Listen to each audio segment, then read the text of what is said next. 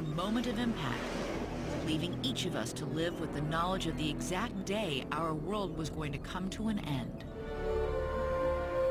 The books of Bible prophecy have long been shrouded in mystery.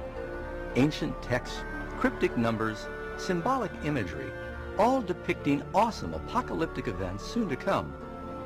Is it really possible to understand what they mean? What is the mark of the beast? Is it, as some say, a computer chip implanted under the skin, or even something more insidious? And what about the Antichrist? Has this sinister enemy of God already made his appearance, or is he still waiting in the shadows? Will some terrorist event trigger Earth's final tribulation? Will we witness the horrors of Armageddon and the 7 last plagues? What do we need to know to avoid being left behind when the Lord returns? Will we recognize the last days and know what to expect?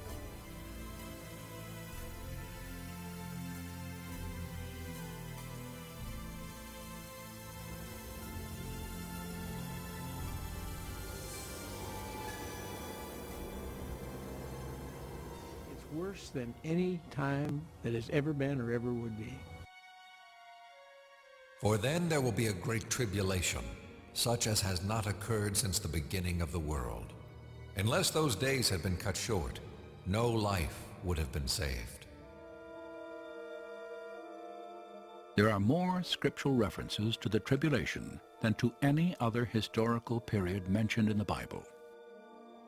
In the Old Testament, this 7 years of turmoil is also called the day of God's vengeance, the time of Jacob's trouble, and the time of the end, while New Testament descriptions include the hour of judgment, the great day of his wrath, and the end of this world. In every case, the tribulation is prophesied to be a time of literal hell on earth, when God will exact his final judgment upon a world that has rejected his love. And you will hear of wars and rumors of wars. See that you are not troubled, for all these things must come to pass. But the end is not yet. And there will be famines, pestilences, and earthquakes in various places. All these are the beginning of sorrows. That in the last days perilous times will come. For men will be lovers of themselves, lovers of money, boasters, proud, blasphemers, disobedient to parents, unthankful, unholy, unloving, unforgiving, slanderers, without self-control, brutal, despisers of good. Each generation continually pushes the envelope of acceptable behavior. As a result, each succeeding generation operates under a lower moral standard than the one before. And unfortunately, there appears to be no end to this shameful trend. In Noah's day, chronic moral decay led to global destruction from a flood. In Lot's time, the perverted depravity of Sodom and Gomorrah led to the annihilation of these cities by fire from heaven. As it was also in the days of Lot. They ate, they drank, they bought, they sold, they planted, they built. But on the day that Lot went out of Sodom, it rained fire and brimstone from heaven and destroyed them all. Even so will it be in the day when the Son of Man is revealed. At some point soon, some unknown global crisis will plunge the entire planet. The right conditions are coming together for a perfect solar storm. First, the week-long bombardment due to the solar maximum has left our protective shield highly vulnerable. Now a sunspot bigger than Jupiter erupts on the sun's surface, unleashing a billion-ton electrified gas cloud, a coronal mass ejection, or CME.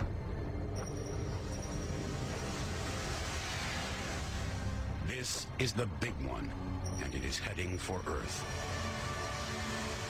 From NASA, amazing video of what looks like tornadoes on the sun. Signs in the heavens and the earth. And what we're seeing is that these events continue one after another.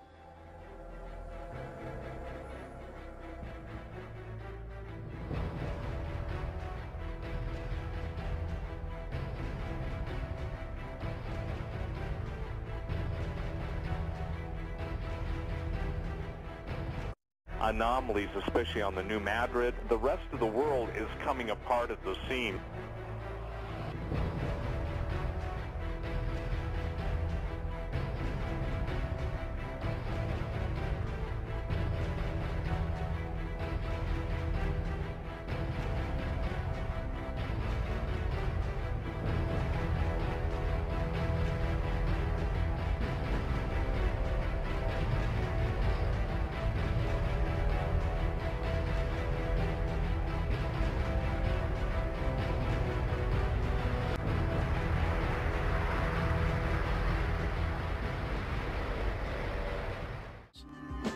But in large stars, about 10 million years after their birth, gravity gains the edge and tips the balance. When the core of such a star crosses a critical mass threshold, it collapses in on itself. The energy released causes the star to explode in a blast of light and debris that's visible across the cosmos. In the wake of this supernova, shock waves can cause nearby clouds of dust and gas to collapse and catch fire, as rising solar luminosity gradually blasts away its atmosphere, rendering it uninhabitable. Surface water will disappear, evaporated by all that heat and stripped off by solar winds. Finally, as the sun blows off its outer layers, they will envelop the Earth. Friction with those gases will cause this once blue world to gradually spiral home, melting into its mother sun. The very prospect of Christ's return shakes the universe to its core. The sun will be darkened. The moon will not give its light. The stars will fall from the sky, and the heavenly bodies will be shaken.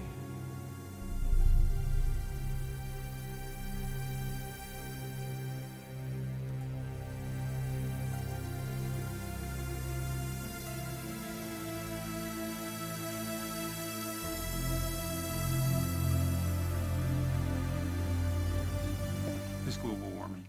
Global warming. Global warming. Global warming. Changing weather. One week is really cold, the other week is really warm. Floods in places where they haven't experienced floods. 94 degrees in March. I mean, what more do we need to see before we actually start thinking about it in more concrete terms? What has to happen before people say, hey, it's happening now, we better do something? Scientists made a frightening discovery. Increasing global temperatures were causing the Greenland ice sheet to melt at an alarming rate. With the help of satellite sensors, scientists saw that the glaciers had softened to the point that they risked a sudden collapse. If that happens, it would cause a catastrophic rise in sea level. If we continue on business as usual, it will be this century, and very possibly before the middle of the century. You mentioned the sea level would rise 20 feet alone if Greenland melted. How does that affect the world? Well, that kind of an increase would inundate most of South Florida, most of South Louisiana, parts of Manhattan. In the low countries of Europe, like the Netherlands and Belgium, they would be almost completely covered. In China, 250 million people would be underwater, almost the entire nation of Bangladesh. It's even been speculated that if the sea level rise occurred fast enough, some major cities might have to be abandoned, like for instance London, because it's too complex and too expensive to build the seawalls as high as are necessary. Are you going to build a wall 25 meters high around Florida? I don't think so. With an unstable climate system could push the death toll into the billions. This is a level of disaster that the world has never seen.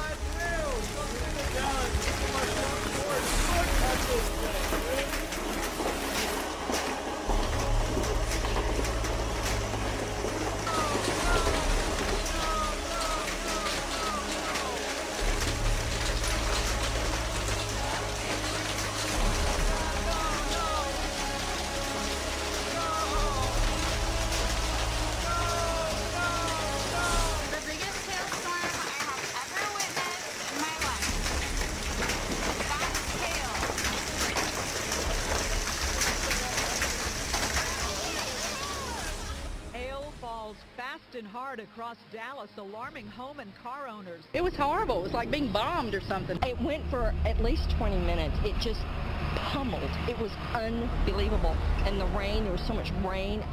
It was like being in a disaster movie. It sounded like the house was exploding. You can look at the roof and see if 1,000 explosions. But check out this fog coming off the greens here. It's just almost, it's an eerie look.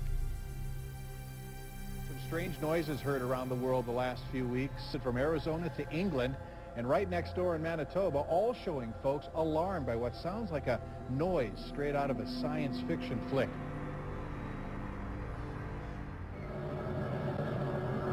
It's kind of like watching a scary movie. The background noise gives you the feeling that something terrible is about to happen. Strange, mild sound. Seems like it's coming from the sky anyway. I've heard that Jesus is coming back. I've heard that it's 2012, the world is ending.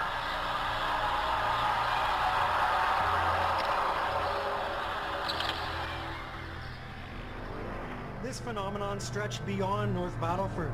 Similar experiences were reported in Saskatoon, northern Saskatchewan, and parts of the U.S., even in Europe.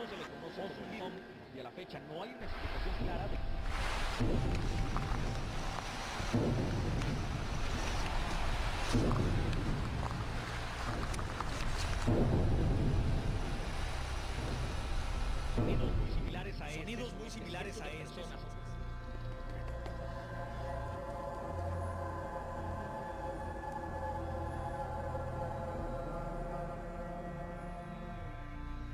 I've never seen this before. Are you doing video? I have never seen this before, and I'm doing video. That's Can correct. we please send it to James Spain and the Weather Channel? That we are in the birth tank. Something is going on. We are in unprecedented, uncharted waters.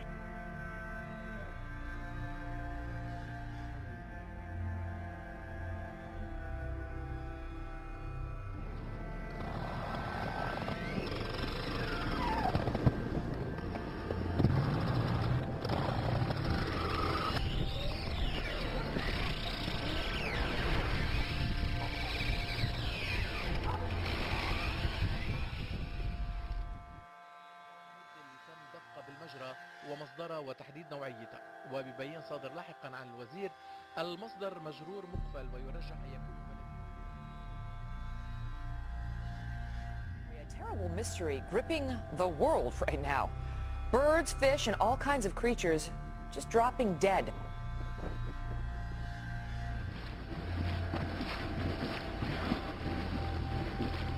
For the second year on New Year's Eve, birds are falling from the sky in Myth Lake. The birds just started falling from the sky.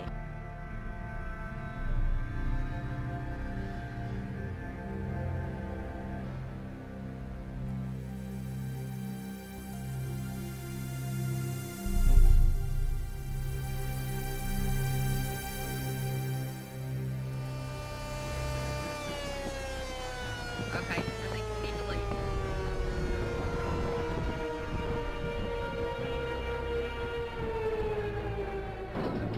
Take it away from us, Lord. Take it, Lord. Take it, Lord. Take it away from us, Jesus. Holy Ashiri, Asundari, Ashan. Father God, all powers in your Son's name. Take this stuff away from our home.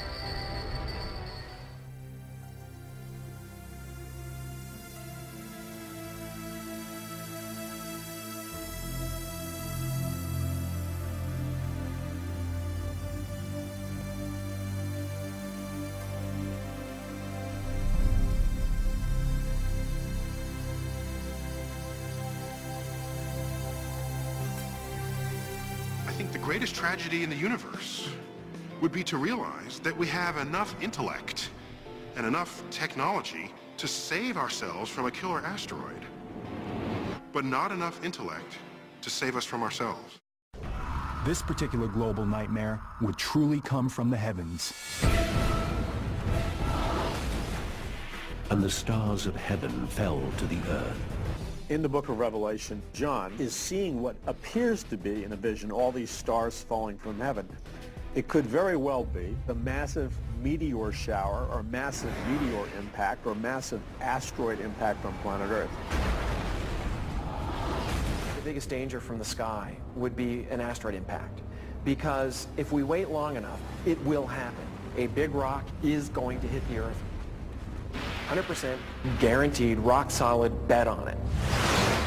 Guaranteed, rock solid, bet on it. If you have an asteroid that's a couple of 100 yards across, it's the size of an entire football stadium, and it comes in, it'll pass through the Earth's atmosphere and it gets very hot. So if you were standing, say, in New York City and it were going to impact there, you would look up and you would see this huge ball of light going across the sky. You would feel the heat from it. It would be like standing underneath an extra sun. As the Wormwood asteroid gets closer, the heat will intensify. It would get hotter and hotter and hotter, and it would be like sticking your head in the oven and turning it on broil. You would actually catch on fire. The buildings would be set on fire. Within seconds, every building in Manhattan will be set ablaze. But the fire won't last long. That fire would be put out almost instantly when the rock actually hit the ground.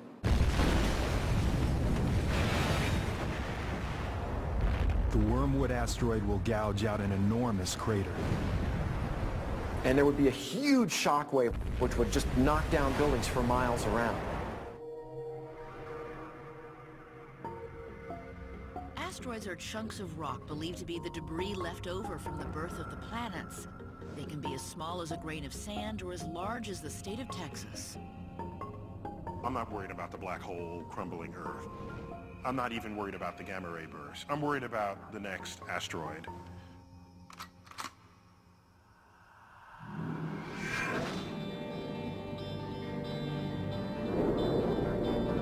The average handgun fires a bullet at approximately 1,000 feet per second. The average asteroid travels more than 60 times faster. And when a large enough one of these cosmic cannonballs hits a planet, the effects are catastrophic.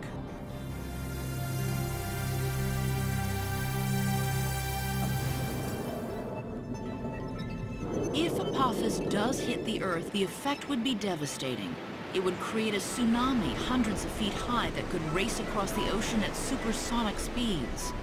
It's big enough to create the worst damage to life on Earth in recorded history.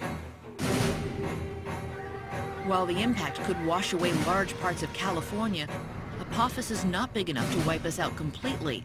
And luckily, odds are we'll dodge this bullet. But scientists say sooner or later, Earth will be in the sights of a much bigger asteroid, one big enough to wipe out civilization entirely. So what is humanity doing to address this deadly threat?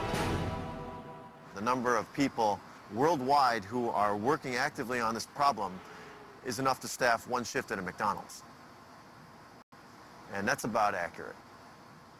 If we discovered tomorrow that a huge asteroid was hurtling toward Earth, the world's attention would turn toward NASA astronauts Ed Lu and Stan Love, who've developed what experts say is perhaps the best plan to save the planet. And here's something that we have a chance to not just control, but prevent. The asteroid will miss the planet, no damage done whatsoever, if we can do this properly. Regardless of what we see at the movies, the one thing we don't want to do is blow the thing up.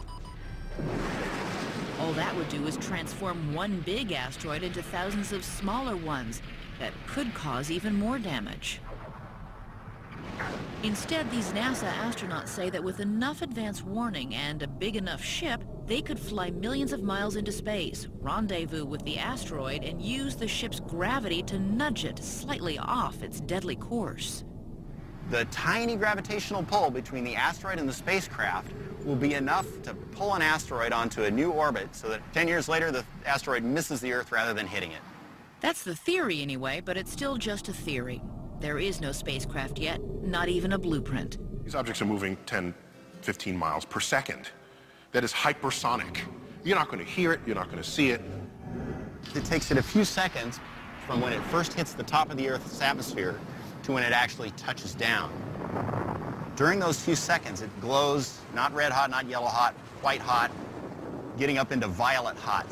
And that is so hot that if you were anywhere on Earth in the big circle of maybe 1,000 miles diameter, where you could actually see this thing coming down, the heat and light coming off of it would just burn you to death immediately. Then it hits, and it starts digging the crater. It takes a long time for a big crater to form, maybe a minute, as the Earth, what you think of as solid rock, gets splashed out by this enormous impact. There would be massive tidal waves and earthquakes, but the worst part would be the gigantic mushroom cloud of debris that would reach all the way into space. An asteroid that size is large enough to thrust large quantities of Earth's crust into the atmosphere. Within as little as an hour, even people on the opposite side of the planet would begin to feel the effects of the impact. You'd look up at the sky, and you might see a few shooting stars. Even as daylight, you might see a few shooting stars. Quickly thereafter, you'd see like 10,000 shooting stars.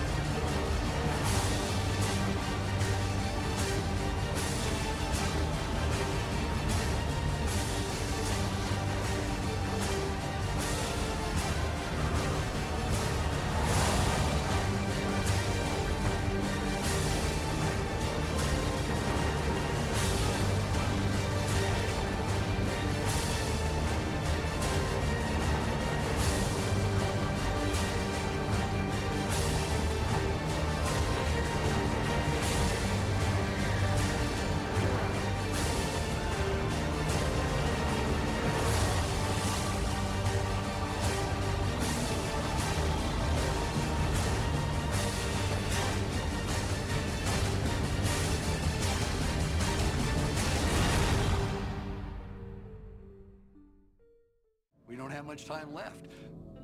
There'd be other people that say, well, I'm going to spend my time praying. There'd probably be other people who were, determined to survive and, would go and try to find some way to optimize their chances. Even though there'd be little chance for survival, it's difficult to imagine that humanity would go down without a fight. Regardless of our chances, some would probably try to build self-sufficient communities deep beneath the Earth. As our expiration date grew nearer, governments might collapse and the money they back might become worthless. And society would have to discover a new set of rules. I think as we get closer, as that sand of time runs out of the hourglass, it'll be much harder to enforce the rules and to continue the behavior that we had up to that time. How would you behave if you knew the date of your death? Would you go to work, pay your bills, mow your lawn? As the final days approached, would our lives descend into chaos, or would we band together and look for something more?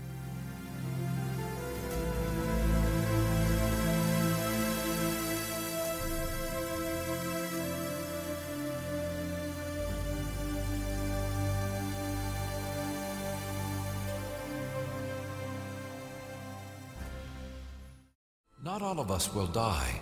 but we will all be transformed. It will happen in a moment, in the twinkling of an eye. For the Lord himself will come down from heaven with a commanding shout and with the trumpet call of God. First, all the Christians who have died will rise from their graves. Then together with them, we who are still alive and remain on the earth will be caught up in the clouds to meet the Lord in the air and remain with him forever.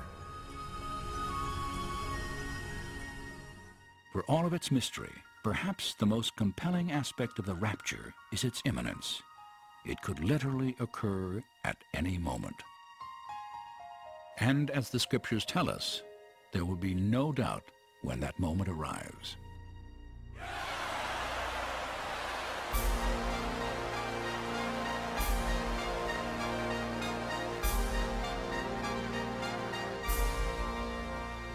The entire planet will be shaken by a thunderous shout and a piercing trumpet blast.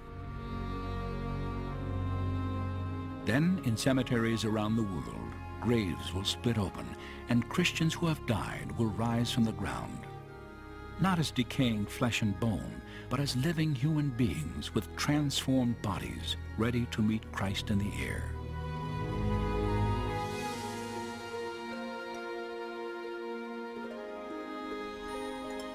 An instant later, millions of people from every walk of life will vanish, as they too will encounter their Lord between heaven and earth.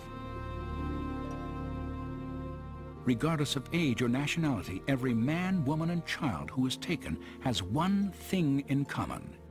Each of them believe that Jesus Christ is the Savior of the human race.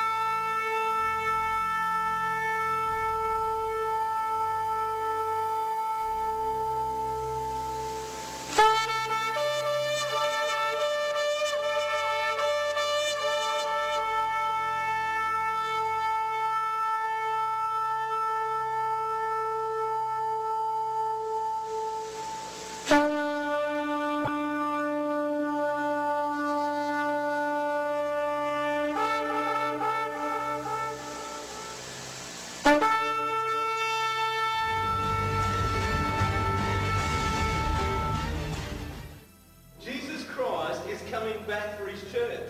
The Bible says in Matthew chapter 24 verse 42, watch therefore, for you do not know the hour your Lord is coming. I want you to know, church, that Jesus Christ could come this month, or he might come next week, or he could even come...